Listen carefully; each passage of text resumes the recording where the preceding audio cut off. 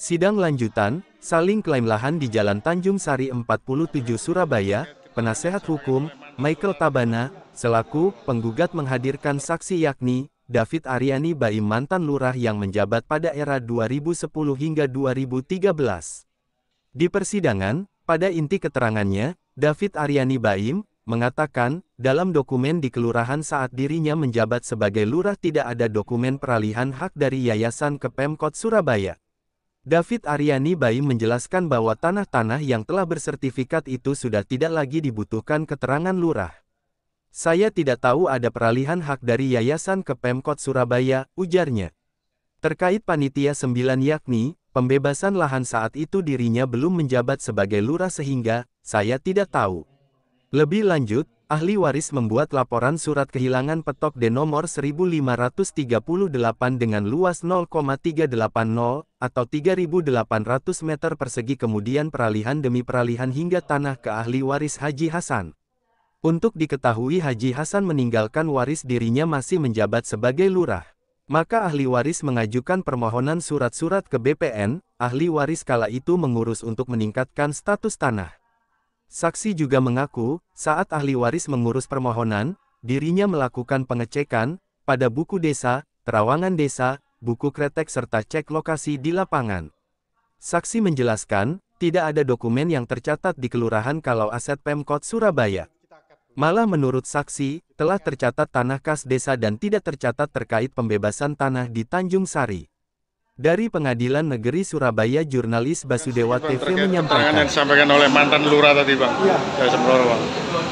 Terkait bahwa tidak mengetahui atau tidak ada catatan adanya jual beli bahwa itu tanah sudah dibeli Pemkot. Iya. Jadi dari lurah tadi menerangkan bahwa di saat beliau menjabat sebagai lurah di Asamroa pada waktu itu, tidak ada catatan yang untuk menghalangi atau membantah para ahli waris pada waktu itu untuk mengurus dokumen peningkatan status hak dari petok menjadi sertifikat pada waktu itu. Sehingga lurah melihat tidak adanya arsip di kantornya, sehingga menerima seluruh dokumen yang diajukan oleh para ahli waris pada waktu itu.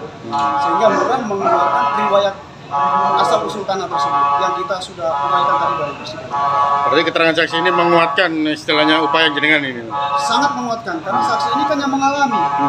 Dia yang menjalani, dia yang mengalami dan tahu persis bahwa tidak adanya dokumen yang menyangkal atau membantah bahwa tanah ahli waris yang sekarang ini yang kita perkarakan di Tanjung Sari nomor 47 itu tidak ada sampai pada adanya peralihan hak ke pihak lain. Oke. Ada sedikit yang disampaikan harapan dari jenengan, Bang?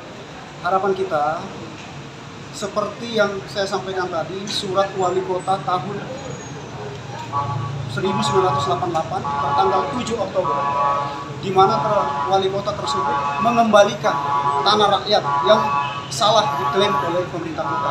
Harapan kita ini bisa juga terjadi seperti ini. Berarti Pemkot salah klaim gitu, Bang? Iya, salah mengklaim, karena memang di surat wali kota tahun 88, kemudian surat wali kota yang kedua tahun 89 itu menjelaskan adanya kesalahan klaim dan jumlahnya sangat besar, puluhan hektar.